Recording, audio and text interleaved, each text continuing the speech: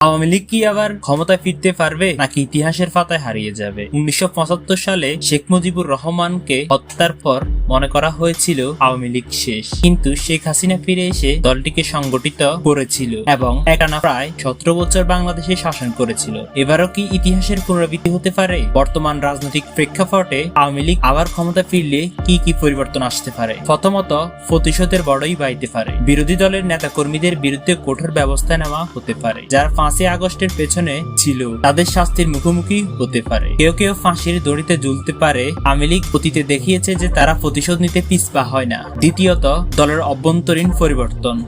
টাকার বিনিময়ে নমিনেশন দেওয়া বন্ধ হতে পারে। তৃণমূল কর্মীদের গুরুত্ব দেওয়া হতে পারে, কারণ আওয়ামী লীগের ভেতর থেকে অনেকে মনে করেন ভুল নেতৃত্বের কারণে দল দুর্বল হয়েছে। তৃতীয়ত, আন্তর্জাতিক সম্পর্কের নতুন সমীকরণ। শেখ হাসিনা আগে ভারতকে বেশি গুরুত্ব দিলেও ভবিষ্যতে আওয়ামী লীগ আমেরিকার সাথে ভালো সম্পর্ক গড়তে চাইবে, কারণ তারা বুঝেছে সীমা সমর্থন ছাড়া টিকে থাকা কঠিন। কিন্তু আসলে কি আওয়ামী লীগ আবার ক্ষমতায় ফিরবে নাকি জনগণ নতুন শক্তির দিকে ঝুঁকবে? আপনার মতামত কমেন্টে জানান, ভিডিওটি শেয়ার করুন। সবাই জানুক হতে পারে ভবিষ্যতে এরকম নিত্য নতুন ভিডিও পেতে আমাদের চ্যানেলটি সাবস্ক্রাইব করে পাশে থাকুন। ধন্যবাদ। আল্লাহ হাফেজ।